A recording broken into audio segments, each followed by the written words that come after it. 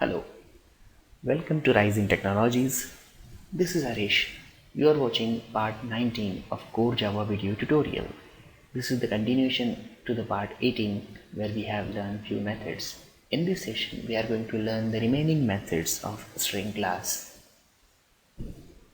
Whenever you want to compare two string instances and to determine whether these two instances contains the same data, you can make use of this equals method. Now look at the declaration. This method takes a string as a parameter and it returns a boolean after comparison. Okay, so I have these two string instances s1 and s2. Currently these both instances contains same data, and now if I want to compare s1 with s2, so I can make use of this equals method. So I'm just going to call s1 dot equals s2. Now if this method returns true, that means s1 and s2, these both instances contains the same data. Now let's print equal, otherwise let's print unequal. With all these changes, compile and run this. It is printing equal because these both instances contains equal data. But what if the data is equal but it is in different case? So now if I compile and run this, it will print unequal. Why is that? Because the case of these two string is different. This is in lowercase, this is completely in uppercase. And now if I want to ignore the case while comparing the string, I can make use of this another method, that is equals ignore case. The signature is the same as equals. This method also takes a string object as a parameter and it also returns a boolean. Now if I want to compare these two strings but I want to ignore their case, so all I can do is equals and ignore case. Now with these changes, compile and run this.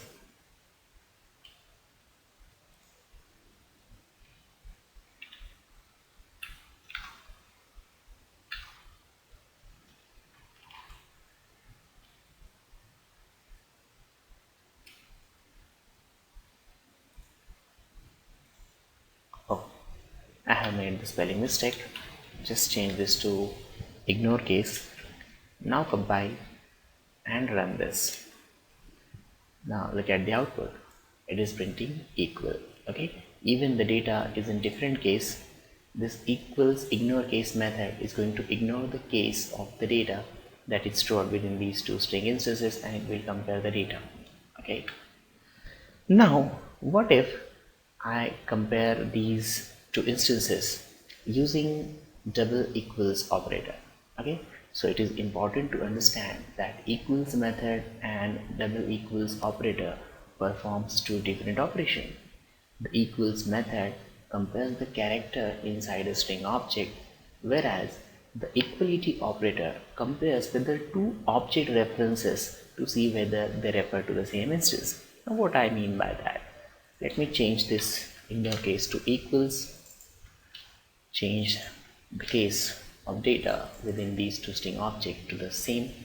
Now instead of this equals method, I want to compare s1 equals s2, but I am not making use of equals method. Instead I am using this equality operator, and as you might expect, this program will print equals, but it is not. Now let's compile and run this and look at the output. It is displaying unequal. And why is that?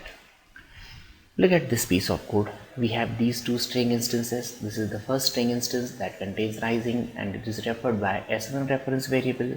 We have created another string instance. This instance also contains rising and this is referred by s2. So whenever we use this equality operator to compare, it will compare whether two object references refers to the same instance or not. In simple word, equals to operator compares the equality of references, not the physical object itself. So currently this s1 reference variable is referring to this object this S2 is referring to another object, so definitely S1 and S2 are not referring to the same object. So whenever I am going to compare S1 equals S2, this condition will evaluate to false, it will go to else part, and it will print unequal that we have just seen in this practical example. It will print unequal. So if I change this program to something like this, now look at this piece of code. I have new string instance that contains rising, and this instance is referred by S1. Now I have created one more reference variable of type string, that is S2, and I have assigned this S1 to this S2. So in this case, I have not created a new separate instance. I have just assigned the same instance to the S2. Now in this case, S1 as well as S2 both refers to the same object in the memory. Now if I compare S1 with S2 using equality operator, this condition will evaluate to true and it will print equal. Let's try to change this. So S2 equals S1, and now if I compare them using this equality operator, it will print equal. Look at this. So it's very simple to understand. Double equals to operator compares the reference, not actual data, whereas this equals method compares the data from the instances.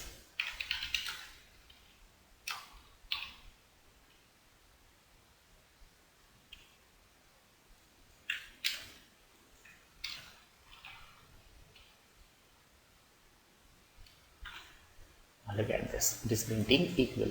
Even I have two different instances of string. Equals method compares its data, whereas double equals operator compares the equality of reference only.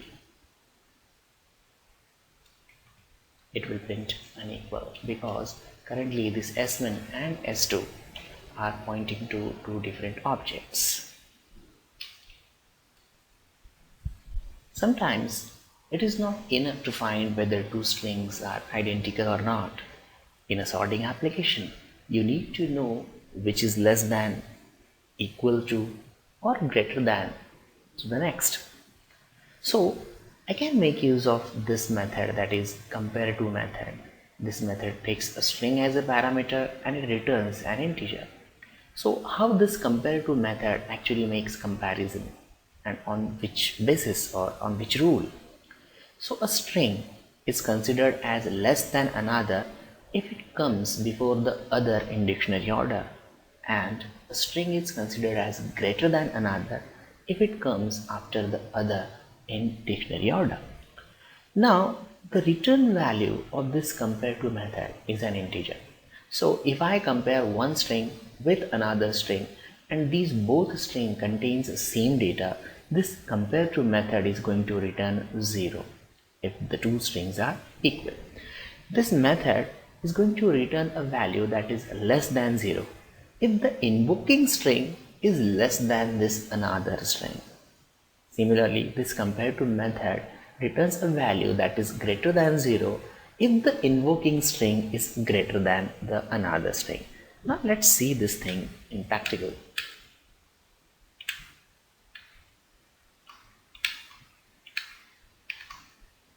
Suppose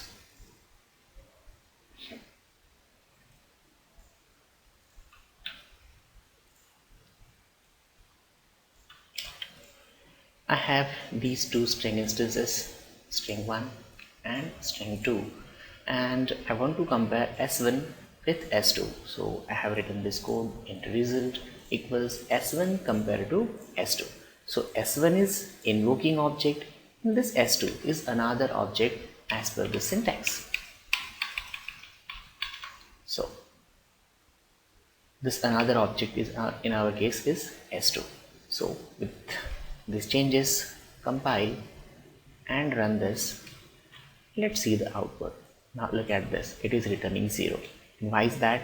Because S1 as well as S2 both instances contains the same data.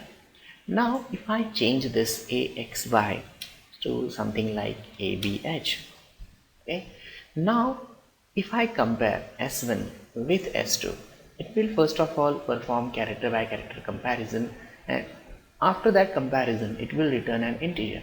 We have just learned that it will return a less than 0 value if the invoking string is less than another string. So this is our invoking string and this is the another string. So if this string is less as compared to this string, it will return a value that is less than 0. If this string contains a value that is greater than another string, this compareTo method is going to return a value that is greater than 0. Now let's have a look at this particular piece of code. So compile and run this. Now look at this. It has returned 22. 22 means it has returned a value that is greater than 0. And why is that? The invoking string is greater than another string. So what I mean by that? It will compare each and every character of these two instances. First of all, it has compared A with A and these are equal. Then it has compared X with B. And now look at this. This S1 contains a greater value than another string. So it has returned a value that is greater than 0 because our invoking string, that is in our case S1, is greater than another string. Okay, so that 22 is actually the difference between the ASCII value of X as well as B.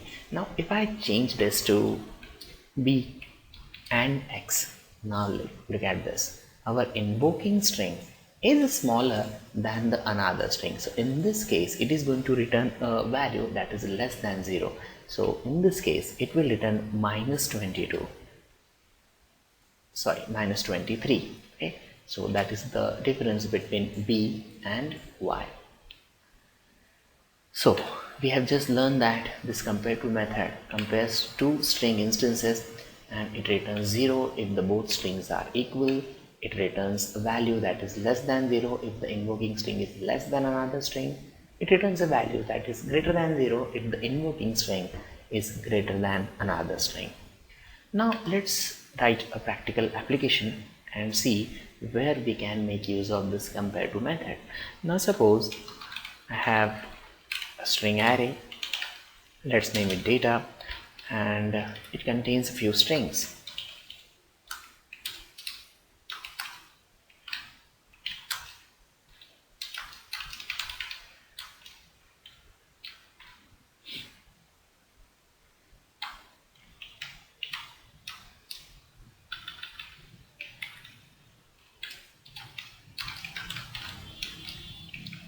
Now, if I want to sort the data from this string array, I can make use of compareTo method. So first of all, let's write a for loop so that we can compare each and every element of this data array. So for integer I equals 0, I is less than 4, and I plus plus. I need a nested for loop. And let's declare one more variable, integer j, that is I plus 1, j is less than or equals 4, and j plus plus. Now I want to compare each and every element of this data array with all the remaining elements, and I want to compare their dictionary order. If this element is smaller than this element, I need to simply exchange them. So how to compare that? I will say if data of I compared to data of j, or you can perform the reverse comparison. You can say if data of j compared to data of I is smaller than 0, so we just need to exchange these two elements. So let's have a temporary variable and assign the data of I to this temp, then data of I equals data of j and data of j equal temp. So this loop is going to sort all the elements within this string array in ascending order. Let's print each and every element of this data variable. So let's write a for loop, int I that begins from 0 to 4 and I plus plus. And I need to print data of I. Let's print the message.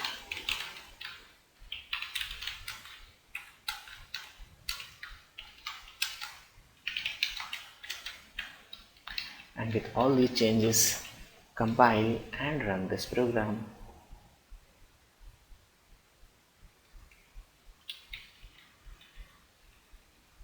Oh, spelling mistake. Compareto. Okay. Now let's run this and look at this what it means. It has displayed Aditya as the first name because it begins with A, and then Harish, then Komal, Rekha, and then Santosh. So this is how we can make use of this compare-to method to make comparison between two strings for their dictionary order. Okay. Now there are several other methods that string class supports. In our last session, we have seen a method that is char add method that returns a single character from a string instance on the basis of the index you specify. But what if you want to extract more than one character from a string instance? So in that case, you can make use of this getChars method. Now look at the syntax. This method returns nothing because the return type of the method is void. Name of the method is getChars, and this method takes 4 parameters. Okay, so the first parameter is starting index from which you want to start the extracting the end index. So this getChar method will retrieve the character from starting index to end index, and the characters will be stored within this target array and the starting index of this target array. Let's have a look at this. Suppose I have this string 1 and it contains this particular string, and I want to extract few characters from this string and store that data in a character variable. So character x equals new character and suppose 10. Now I want to extract characters from this particular S1 from this particular position to this particular position. So the index number of this C is 0, 1 and 2. So I can say S1 dot, what is the name of method? It is getChars. So S1 dot getChars. Now look at the signature. It first expects the start index. So what is the start index of this C? 0, 1 and 2. So this is my start index. Then I want to extract the character up to this O. So 0, 1, 2, 3, 4, 5. I'm going to set that 6. And what is my target character array? I want to retrieve all this data within this X array. And what will be the starting index in my target array? So I want to copy the data in this target array from 0th index itself. Now let's try to print the data from this X array. So system.out.println, and let's print this X. So compile this and run this. Now look at the output. It has displayed CHNO. Now index number of T is 0, 1, 2, 3, 4, 5 and 6. The 6 I have specified belongs to this character L, but it has not retrieved that L because when I specify the end index, this getChar method is not going to include this index in extraction. It will retrieve the character up to 6 minus 1, that is the 5th position, that means up to O. So this is the getCharacters method. There is one more method, that is toCharArray. Whenever you want to convert your string to a character array, you can make use of this toCharArray method. So I'm just going to declare this character array, and then I'm just going to assign x equals to character array. So this toCharacter array method returns a character array. So I'm assigning that character array to this x. Now let's print each and every character from this x array. So for character C in x, and I want to print the character, that is C. So let's compile and run this. Look at this, TECHNOLOGIES. It has retrieved separate characters because I have converted this string s1 to a character array. Okay. There is one more method, that is getBytes method. This toChar array method returns a character array from the string. This getBytes method returns a byte array. That means this byte array is going to contain all the ASCII codes of the string that we are using. Okay. So suppose instead of this character array, I am going to declare this x as a byte array, and instead of this toChar array, I am going to call this getBytes method. So s1 dot getBytes. Okay, and instead of character C, now I am going to say byte C. Let's change this string to a simple string, that is ABC, and we know that the ASCII value of uppercase A is 65. So I am expecting this program to print 65, 66 and 67. So with these changes, compile and run this and look at the output. It has displayed 65, 66 and 67. That is the use of this getBytes method. Sometimes we may need to make some changes in our string, so we can make use of this replace method. There are two different overloads of this replace method. Let's have a look at this first overloaded version. This replace method takes two characters as parameter. The first character is the original character and the second character is the replacement character. That means the character you want to replace the original character with. And this replace method is going to return a new string object. Remember, this replace method is not going to replace your existing string. It will extract the string from your existing object, make this replacement, and it returns that newly created string object back. So suppose I have this string, and let's say it contains this string Paresh, and I want to create one more string object by changing few characters from this string. So I'm going to say s1 dot replace. Now look at the signature. It takes two characters as parameter, the existing character and the replacement character. Suppose I want to replace this P with H. So I'm going to say first character is P and replacement character is H. So this replace method is going to replace this P with H and it returns that new string object back. So I'm assigning that string object to S2. So let's print this S2 and let's see whether it print Harish. So with these changes, compile and run. Now look at the output. This was my existing string. This replace method has replaced the replace the occurrence of this P with H. And remember, this replace method replaces this character with this character for all occurrences. Now suppose this string contains Paresh P, so it is going to change this to Harish H. So with these changes, compile and run this. Now look at the output. So this overloaded version of replace method replaces only one character. But what if you want to replace a particular sequence of character? So we can use this another overloaded version of replace that takes character sequence object as the original and replacement parameter. So suppose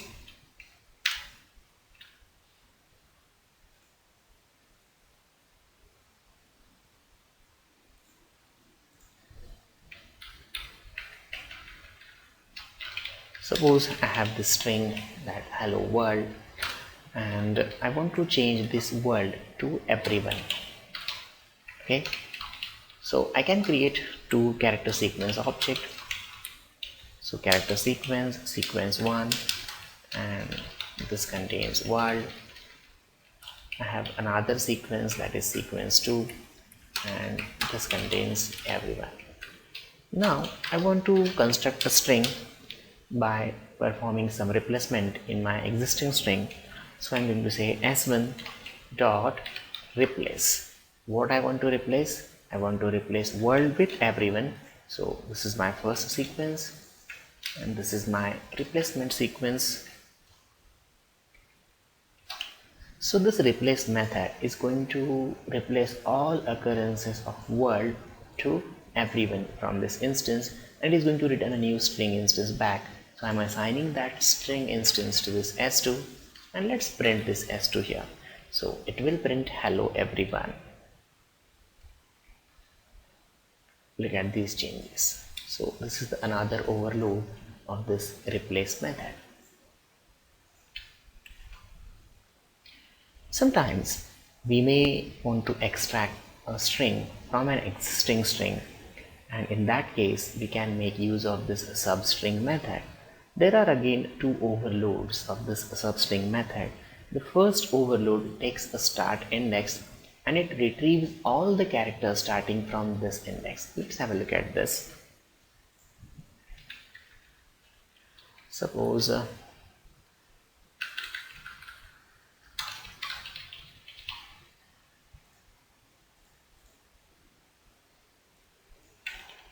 to speed the things up, I have already typed this piece of code. So I have this string that is S1 and that contains software engineering. I want to extract a substring of this string, so I can make use of this substring method, and as per the syntax, look at this. This substring method takes a start index as parameter, and I want to extract this engineering from the string S1. So the start index will be 9. Now look at this: 0, 1, 2, 3, 4, 5, 6, 7, 8 and 9. The index number of E is 9. So I have said s1.substring and my start index is 9. So it will retrieve all character from this start index till end, and it will return that string object back. So with these changes, compile and run this. Now look at this. It has retrieved engineering from my existing string object. This substring method also has one more overloaded that allows us to specify the start index as well as end index, both as parameter. Now suppose I want to retrieve data from this to this. So the index number of this E is 9, 10, 11, 12, 13 and 14. So I'm going to say 9, 15. Now remember, this end index will not be included in the extraction. So 15 is the index number of this E, but it will retrieve data up to this E only. So compile this and run this. Now look at the output. And now if I specify 14, that is the index number of this E, but remember it will return data up to this N only. So compile and run. Now look at this. So always remember, whenever you specify end index in the substring method, it will not include this index in the extraction. It will retrieve the data up to this index. That means this index minus 1. Okay, so this is the substring method. Sometimes we may have two strings and we need to compare a portion of one string with another string, and there is a method for this particular comparison, and the method is regionMatches method. This regionMatches method compares a particular region from two strings and it returns a boolean as its result. If the region matches, it returns true. If the region do not match, it returns false. This regionMatches method takes 4 parameters. Now what these parameters are? We're gonna invoke this regionMatches method on a string instance. So what will be the start index on that string? Another parameter is string 2. That means the invoking string will be compared with this particular string. The third parameter, that is the start index of your string 2, and the number of characters you want to compare between these two strings. To speed things up, I have already typed this program. So suppose I have this string 1 that contains software engineering. I have another string that is S2 that contains car engine.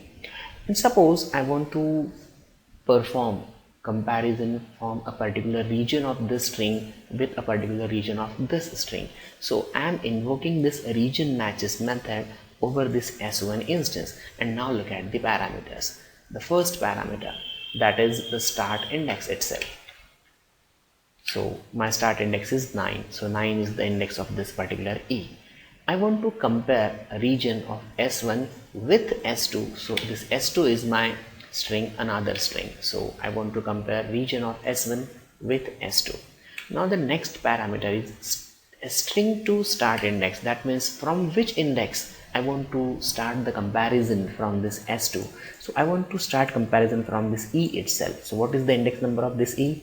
0, 1, 2, 3 and 4. So I have specified this as 4 and I want to compare total 6 characters. So that means I want to compare this engine with this engine, okay, and this comparison is going to match. That's why this method is going to return true and it will print region match. So with all these changes, compile this and run this, it will print region match. Okay, now if I change the index number to 8 and compile and run this, it will print region do not match, because from 8th index, that means from this space, it has compared the 6 character, that means up to this, and that do not match with this engine. So this is the job of region matches method. Now what if I have the data but in different case? Now let's compile and run this. Look at the output. It is saying region do not match. That means while comparison, if the data has in different case, that means this E is in uppercase, this E is in lowercase, so comparison will fail and it will return false. Now what if I want to ignore the case of this string while making this kind of comparison? There is one more overloaded version of this region matches method that takes a boolean as its first parameter, and remaining 4 parameters are the same that are available within this region match method. So all I need to do is just specify a boolean. If I specify true over here, so it is going to ignore the case, and if I specify false, it will not ignore the case by making comparisons. So while making comparisons of these two string instances, I want to ignore its case, so I will say true and remaining parameters will be as it is. So compile this and run this. Now look at this. Even the data is available in 2 different cases, it is returning true. Thank you for watching. For more details, visit our official site, that's horizon technologies.in. You can also subscribe to my YouTube channel.